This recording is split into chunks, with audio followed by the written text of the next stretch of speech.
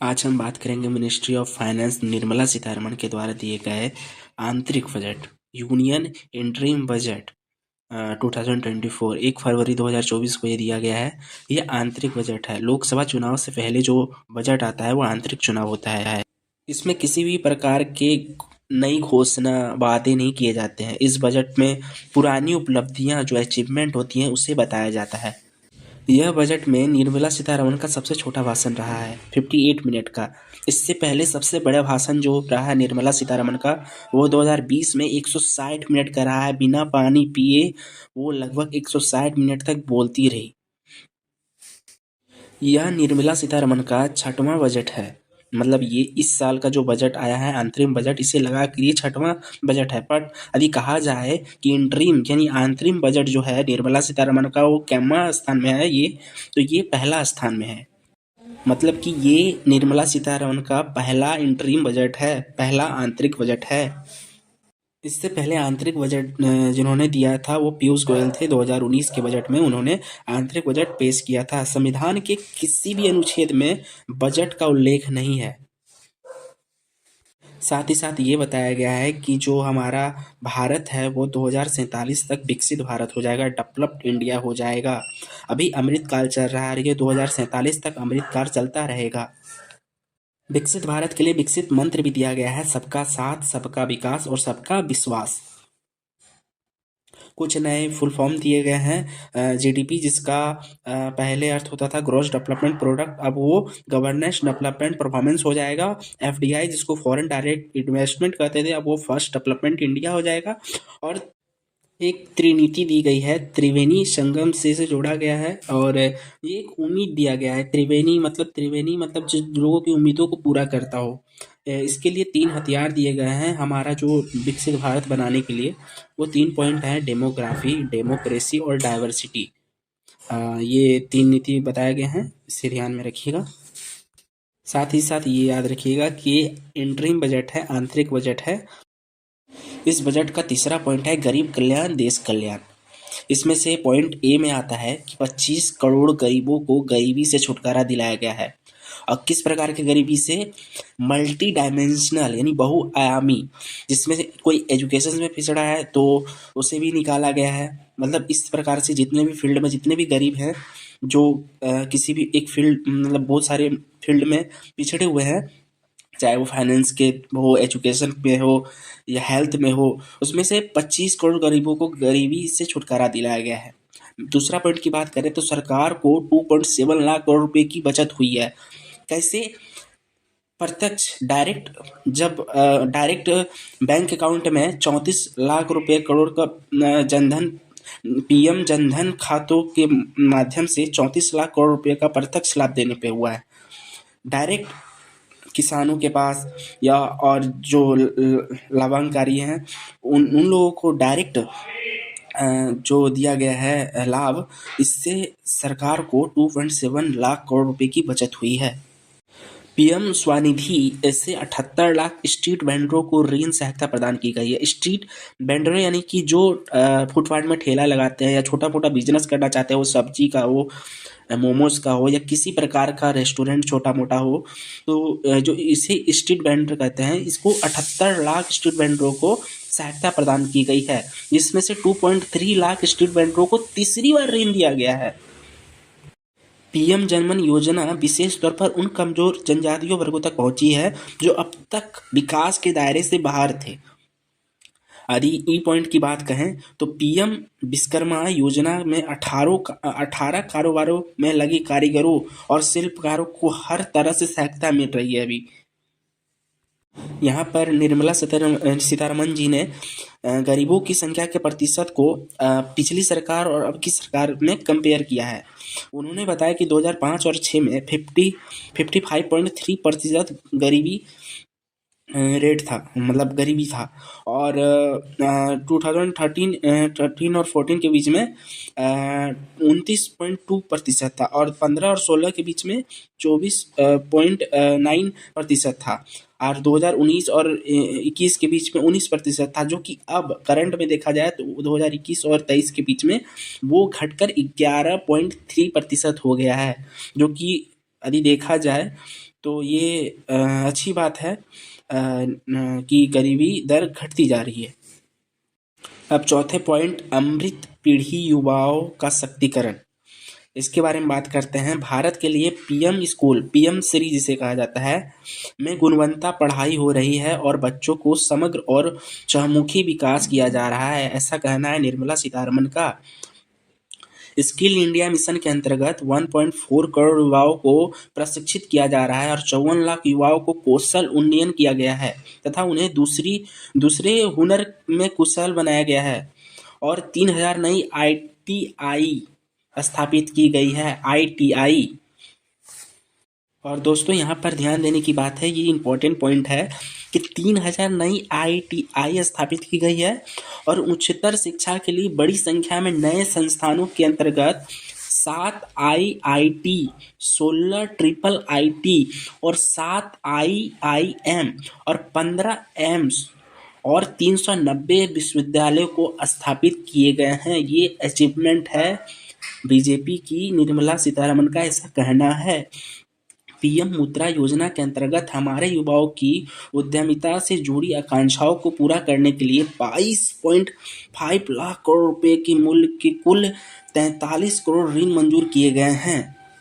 Micro small medium loan देने के लिए इसे माइक्रो स्मॉल मीडियम लोन देने के लिए 43 करोड़ ऋण मंजूर किए गए हैं।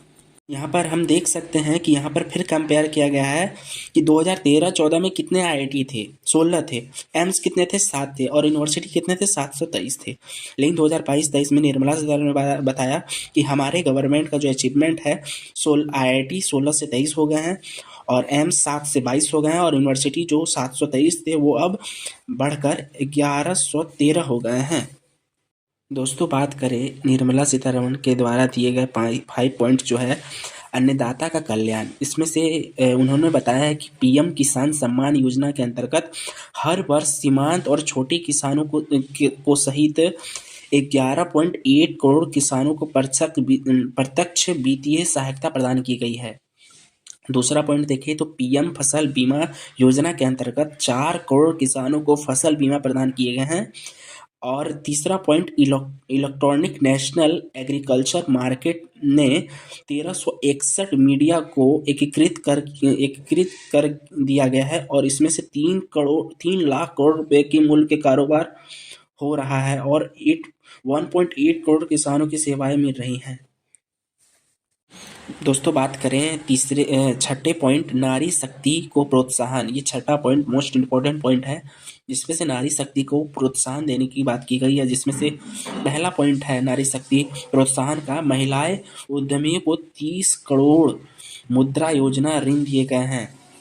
मुद्रा योजना 8 अप्रैल 2015 को चालू हुई थी। इसमें से जो दूसरा पॉइंट है ये मोस्ट इम्पोर्टेंट पॉइंट है। इसमें कहा गया है कि 10 वर्षों में उच्चतर शिक्षा में महिलाओं का नामांकन 28% बढ़ गया है। जो 12th पास के बाद जो हायर एजुकेशन होते हैं उसमें जो लड़कियों और महिलाओं की जो भागीदारी है वो 28% बढ़ गई है। इसमें देखा जाए तो चौथा पॉइंट मोस्ट इम्पोर्टेंट है, ये बीबीआई हो सकता है।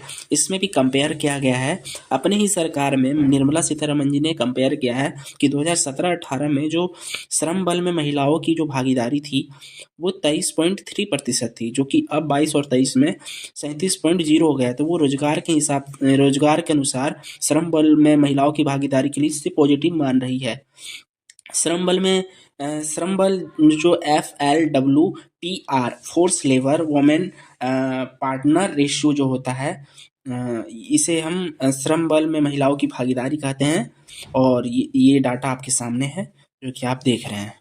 दोस्तों जो 7 पॉइंट है ये बहुत इंपॉर्टेंट पॉइंट है एग्ज़ाम के अनुसार देखा जाए तो इसमें अमृत काल के लिए कार्यनीति बताई गई है कि अमृत काल जो हम लोग का अभी चल रहा है 2047 तक हम लोग का अमृत काल चलेगा। क्यों? क्योंकि 2047 को हम लोग का 100 वर्ष आज़ादी के हो जाएंगे, क्योंकि 1947 में हमारा देश आज़ाद होता था और 2047 में 100 वर्ष पूरे हो जाएंगे। तो इसके बीच का जो पीरियड है इसको हम अमृत काल कहते हैं। इसमें से एक बताया गया है कि 2070 तक टारगेट है कि हमारा जो नेशन है, इंडिया है, वो डेवलप्ड कंट्री के अंदर आ जाए। अभी डेवलपिंग कंट्री है, तो ये डेवलप्ड कंट्री के अंदर आया है। इसमें से 5 पॉइंट बताए गए हैं कि कैसे इसे फॉलो अप करके 2070 तक हमारा जो इंडिया है वो डेवलप्ड हो जाएंगे 2070 तक। इसमें से पहला पॉइंट है सधारणीय विकास, सस्टेनेबल डेवलपमेंट। इन्वायरमेंटल को देखते हुए सस्टेनेबल डेवलपमेंट करना है, सधारणीय विकास करना है। दूसरा पॉइंट है संरचना और निवेश, इंफ्रास्ट्रक्चर एंड इन्वेस्टमेंट। तीसरा पॉइंट है समावेशी विकास, स्वास्थ्य के लिए, मतलब इंक्लूसिव ग्रोथ, हेल्थ के लिए। और चौथा पॉइंट है समावेशी विकास, पर्यटन और आवासन के लिए, यानी टूरिज्म और हाउसिंग के लिए इंक्लूसिव ग्रोथ। और पांचवा पॉइंट है कृषि एवं खाद्य प्रसंस्करण, जो एग्रीकल्चर के लिए जो खाद्य प्रसंस्करण है, इसको भी देखना है, जिससे हमारा जो नेशन है डेवलप्ड कंट्री के अंदर आए। दोस्तों, अब यहाँ से मैं जो भी पॉइंट बताऊंगा वो बहुत ही इम्पोर्टेंट होंगे। इसमें इंफ्रास्ट्रक्चर और इन्वेस्टमेंट के लिए बताया गया है कि 3 नए रेल कॉरिडोर बनाए जाएंगे। नेशनल हाईवे जो अभी तक बने हैं, वो अभी तक 1,44,634 किलोमीटर बने हैं। और जो इसमें तीसरा है वो नंबर ऑफ एयरपोर्ट जो हैं अभी तक 149 बने हैं। ये करंट डाटा है। अब काफ़ी इम्पोर्टेंट बात होती है इंक्लूसिव डेवलपमेंट। हेल्थ में करने के लिए सर्वाइकल कैंसर को रोकने के प्रयास के लिए 9 से 14 साल के बच्चों को मुफ्त टीकाकरण किया जाएगा। दूसरा पॉइंट है 15 नए एम्स बने हैं अभी तक। और ये जो सर्विकल कैंसर होते हैं ये ह्यूमन पेपिलोमा वायरस के कारण होते हैं। ये गर्भाशय में होने वाले वायरस जो है सर्वाइकल कैंसर का रीजन होता है। ये गर्भाशय की कोशिकाओं को बड़ा कर देता है, जिसके कारण एक साइलेंट किलर के कारण की तरह काम करता है, जिसके कारण महिलाओं की अधिकतर मृत्यु हो जाती है सर्वाइकल कैंसर के रोग से। इसे रोकने के लिए 9 से 14 साल की बच्चियों को मुफ्त टीकाकरण देने का वादा किया गया है। और 15 नए एम्स भी बनाए जाएंगे। वही हम देखें इंक्लूसिव ग्रोथ जो टूरिज्म और हाउसिंग के लिए जो किया गया है, उसमें से पॉइंट है कि 2023 में G20 होस्ट किया गया है। ऐसा निर्मला सीतारमण ने कहा कि हमारे देश के लिए गर्व की बात है कि हमारा इंडिया इस साल 2023 में G20 को होस्ट किया। 7 नए जगह मीटिंग हुए। और टूरिज्म के लिए टूरिज्म को बढ़ावा दिया जाएगा, ऐसा कहना है निर्मला सीतारमण का। और जो पांचवा पॉइंट के जो पॉइंट्स हैं, इंपॉर्टेंट पॉइंट्स हैं, कृषि एवं खाद्य प्रसंस्करण के लिए, उसमें से 1361 मीडिया को ई नेम से जोड़ा जाएगा। इससे पहले हमने बताया था कि 361 मीडिया को एकीकृत कर दिया जाएगा और इसमें 3 लाख करोड़ रुपए के मूल्य का कारोबार हो रहा है। अभी निर्मला सीतारमण ने ऐसा बताया। और 1.8 करोड़ किसानों को सेवाएं भी मिल रही है तत्काल समय में। ये भी इम्पोर्टेंट पॉइंट्स हैं कि 5 इंटीग्रेटेड एक्वा पार्क स्थापित होंगे मछली पालन के लिए। और 3 करोड़ महिलाओं को लखपति दीदी बनाया जाएगा सेल्फ हेल्प ग्रुप के थ्रू। 3 करोड़ महिलाओं को लखपति दीदी बनाया जाएगा। और इस बजट की सबसे खास बात यह है कि निर्मला सीतारमण ने एक शब्दों में कहा कि टैक्स में कोई बदलाव नहीं होगा। क्योंकि मैंने पहले भी बताया, ये घोषणा नहीं की गई है, ये पुराने जो अचीवमेंट हैं उसे बताया गया है। क्योंकि ये अंतरिम बजट है, ये इंटरिम बजट है। यूनियन इंटरिम बजट 2024 है। निर्मला सीतारमण का पहला इंटरिम बजट है ये। जैसा कि आपको बता दें, इससे पहले टैक्स का जो रूल है 7 लाख तक की आय पर टैक्स छूट है।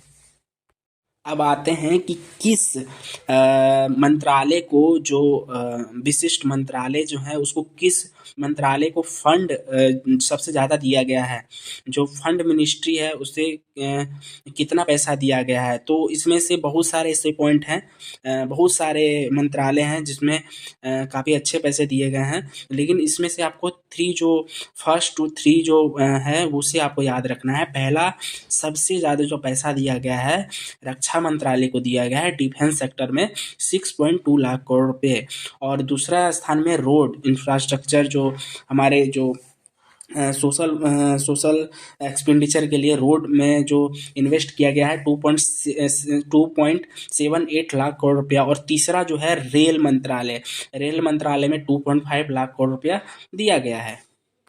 अधियोजना की बात करें तो मनरेगा में 86,000 करोड़ रुपया दिया गया है फंड। और आयुष्मान भारत में 7500 करोड़ रुपया। और राष्ट्रीय हरित hydrogen mission national green hydrogen mission में 600 करोड़ रुपया का आवंटन किया गया है। साथ ही साथ टोटल एक्सपेंडिचर 2024 और 25 में कितना होगा इसको भी निर्मला सीतारमण ने बताया है। इसमें 47,65,768 करोड़ अनुमान जताया गया है। और टोटल कैपिटल एक्सपेंडिचर जो है वो 11,111 करोड़ रुपए हैं। साथ ही साथ फिजिकल डेफिसिट के बारे में बात की है। 2024 और 25 के बीच में राजकोषीय जो घाटा है वो जीडीपी का 5.1% रहने का अनुमान जताया गया है। इससे पहले ये 5.8% है। अभी करंट में 5.8% है जीडीपी का फिजिकल डेफिसिट। और अनुमान जताया जा रहा है कि 2020 और 25 के बीच में 24 और 25 के बीच में ये राजकोषीय घाटा घटकर 5.1% होने का अनुमान जताया गया है।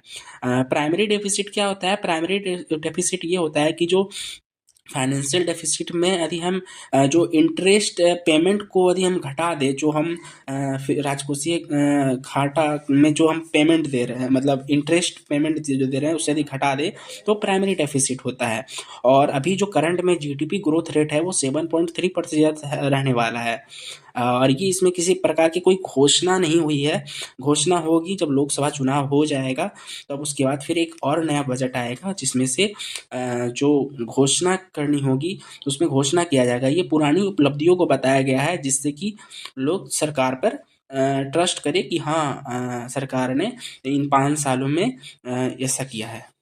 यदि आप यहाँ तक आए हैं तो प्लीज़ हमारे मेहनत के लिए एक रिवार्ड दे दें और हमारे चैनल को सब्सक्राइब कर दें। और बहुत सारे वीडियो आने वाले हैं इकोनॉमिक्स से रिलेटेड। बहुत बहुत धन्यवाद आप सभी का। धन्यवाद।